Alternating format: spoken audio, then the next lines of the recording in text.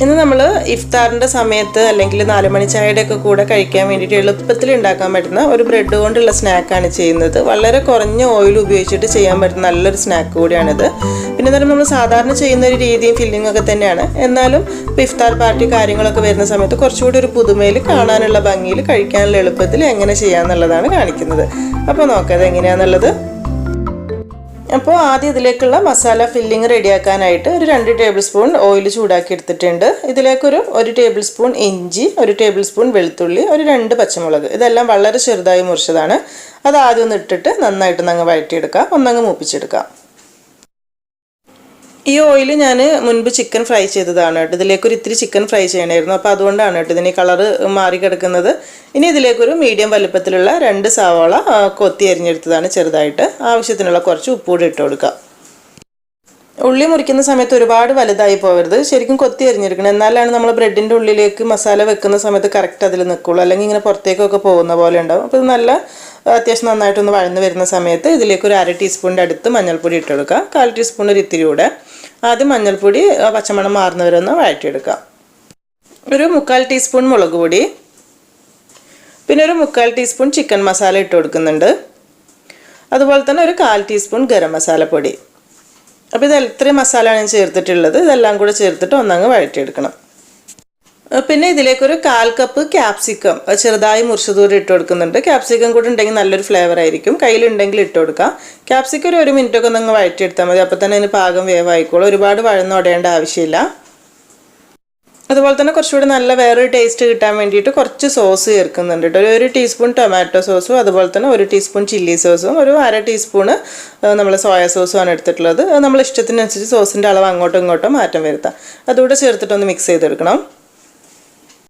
ഇനിയാണ് നമ്മൾ ഇതിലേക്ക് ചിക്കൻ ചേർത്ത് കൊടുക്കുന്നത്. അതിനായിട്ടൊരു 100 ഗ്രാം എല്ലില്ലാത്ത ചിക്കൻ നമ്മൾ സാധാരണ ഫ്രൈ ചെയ്യുന്നുണ്ടല്ലോ, മുളക് ഉപ്പും മഞ്ഞൾപ്പൊടിയൊക്കെ ചേർത്ത് ഒന്ന് മസാല ആക്കി വെച്ചിട്ട് ഫ്രൈ ചെയ്തെടുത്തുള്ള ചിക്കന് വളരെ ചെറുതായിട്ടൊന്ന് മുറിച്ചെടുത്തിട്ടുള്ളതാണ്. അത് ഇതിലേക്ക് ഇട്ട് കൊടുക്കുക.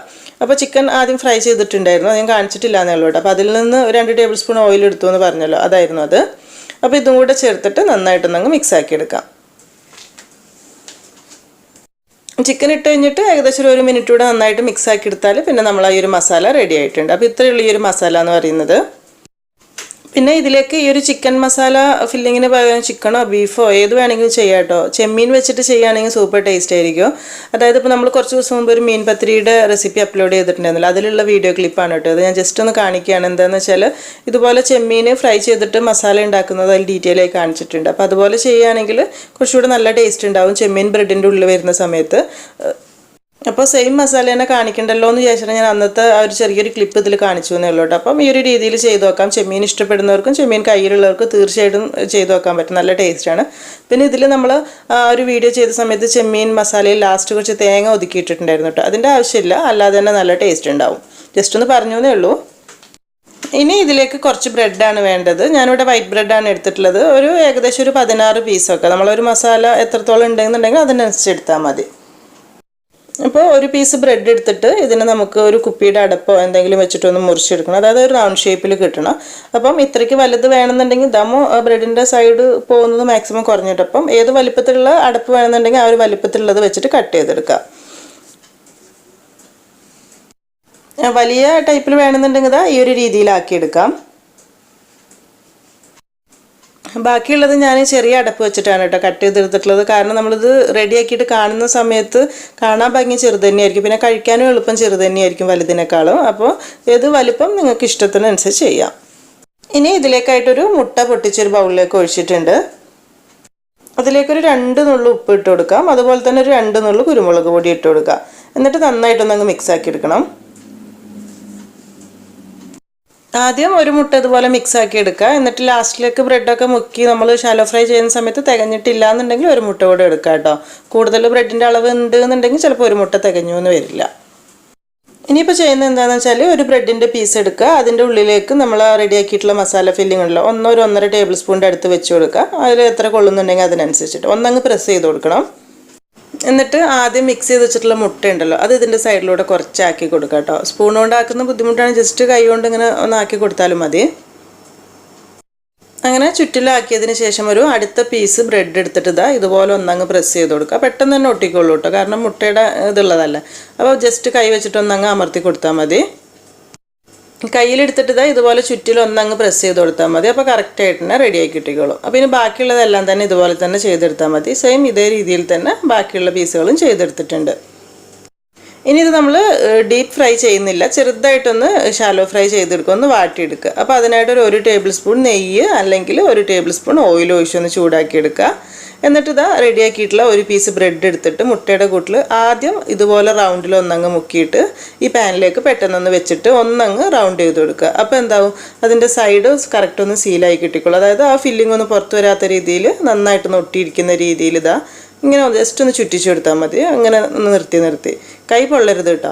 എന്നിട്ട് ഇതാ ഒന്ന് മുട്ടയുടെ കൂട്ടിൽ ചെറുതായിട്ടൊന്ന് മുക്കിയെടുക്കുക. ഒരുപാട് ഡീപ്പായിട്ട് മുക്കേണ്ട ആവശ്യമൊന്നുമില്ല. അതായത് ആ ഒരു കൂട്ട് കുറച്ച് അതിൻ്റെ മുകളിൽ വരണം, അത്രയേ ഉള്ളൂ.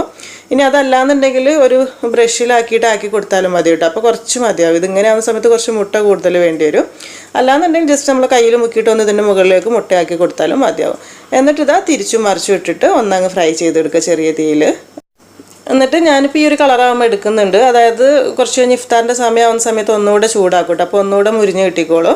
അതല്ലാന്നുണ്ടെങ്കിൽ ഈ സമയത്ത് തന്നെ നന്നായിട്ട് മുരിച്ചെടുത്താൽ മതി. അങ്ങനെ ബാക്കിയുള്ളതെല്ലാം ചെയ്തെടുത്തതിന് ശേഷം വേണമെന്നുണ്ടെങ്കിൽ ഇതാ ഇതുപോലെ ഒന്ന് ചട്ടിയിലിട്ടിട്ട് ഒന്നങ്ങ് റോൾ ചെയ്തെടുക്കുക കേട്ടോ. അതായത് നമ്മൾ ഓട്ടുപത്തിരിയൊക്കെ ചെയ്തെടുക്കുന്നില്ല അതുപോലെ. അപ്പോൾ ഇങ്ങനെ ആക്കുമ്പോൾ എന്താണെന്ന് വെച്ചാൽ കറക്റ്റ് ഒന്നുകൂടെ വീർത്തൊരു ബണ്ണിനൊക്കെ പോലെ കിട്ടും. ഇങ്ങനെ സൈഡ് ഇങ്ങനെ ഉരുട്ടിയെടുക്കുമ്പോൾ കുറച്ചുകൂടെ നല്ലൊരു വൃത്തിക്ക് നല്ലൊരു ഷേപ്പിൽ കിട്ടും. അപ്പോൾ നമ്മൾ ആദ്യത്തെ 2-3 പാനിൽ നിന്ന് ഇതുപോലെ റെഡിയാക്കി മാറ്റി വെച്ചിട്ട് കുറച്ച് നേരം ആകുമ്പോഴത്തേക്കും ചൂടാറുമല്ലോ അടുത്ത് റെഡിയാക്കുമ്പോഴത്തേക്കും. അപ്പോൾ ആ ചൂടാറിയതെടുത്ത് ഇങ്ങനെ റോൾ ചെയ്താൽ മതി. അല്ലെങ്കിൽ കയ്യിൽ ചൂടുണ്ടാവും, ഒന്ന് നോക്കി ചെയ്താൽ മതി. അപ്പോൾ നല്ല പെർഫെക്ഷനിൽ ഇതാ ഇതുപോലെ ചെയ്തെടുക്കാനായിട്ട് പറ്റും. അപ്പോൾ ഇത്രയേ ഉള്ളൂ നമ്മൾ ഈ ഒരു സ്നാക്ക് എന്ന് പറയുന്നത്. പിന്നെ എപ്പോഴും നല്ല ചൂടോട് കൂടെ കഴിക്കണം കേട്ടോ, എന്നാലേ ടേസ്റ്റ് ഉണ്ടാവുള്ളൂ. മുട്ടയൊക്കെ ഉള്ളതല്ലേ, തണുത്താൽ അത്രയ്ക്ക് പറ്റില്ല. അതായത് നമ്മളിപ്പോൾ ഇഫ്താറിനൊക്കെ വേണ്ടിയിട്ട് കുറച്ച് സമയം മുൻപേ ഇത് ഉണ്ടാക്കി വെച്ചു. ഇഫ്താറിൻ്റെ സമയമാകുമ്പോഴേക്കും ചൂടാറിയിട്ടുണ്ട് എന്നുണ്ടെങ്കിൽ സാധാരണ പാന് എണ്ണയൊന്നും ഇല്ലാതെ വെറുതെ ഒന്ന് ചൂടാക്കിയിട്ട് അതിലിട്ടിട്ട് തിരിച്ചും മറിച്ചും ഒന്ന് ചൂടാക്കി മുരിച്ചെടുത്താൽ കറക്റ്റ് ടേസ്റ്റ് കിട്ടിക്കോളും. അപ്പോൾ അതൊന്ന് ശ്രദ്ധിക്കണേ. അപ്പം ഇതെന്ന് പറഞ്ഞാൽ വളരെ സിമ്പിളാണ്. കാരണം ബ്രെഡിൽ ഉള്ളിൽ പല വക ഫില്ലിങ്ങിൽ നമ്മൾ പല രീതിയിൽ ചെയ്യലുണ്ട്. ഇതെന്ന് പറയുമ്പോൾ ആദ്യം പറഞ്ഞ പോലെ തന്നെ കാണാൻ നല്ലൊരു ഭംഗിയിൽ നല്ലൊരു പുതുമയുണ്ട്. പിന്നെ ഇഫ്താർ പാർട്ടികൾക്കൊക്കെ കുറച്ചൊരു വെറൈറ്റി ആയിട്ട് കൊടുക്കുകയും ചെയ്യാം. അപ്പം ഈ ഒരു രീതിയിൽ നിങ്ങൾ ഇതുവരെ സ്നാക്ക് ചെയ്തിട്ടില്ലെങ്കിൽ ചെയ്തു വെക്കുന്ന സമയത്ത് ഫീഡ്ബാക്കൊക്കെ അറിയിക്കണേ. അതുപോലെ തന്നെ ഈ ഒരു വീഡിയോ ഇഷ്ടമായിട്ടുണ്ട് എന്നുണ്ടെങ്കിൽ എന്തായാലും ലൈക്ക് ചെയ്യാനും ഷെയർ ചെയ്യാനും കൂടെ മറക്കരുത് കേട്ടോ. താങ്ക്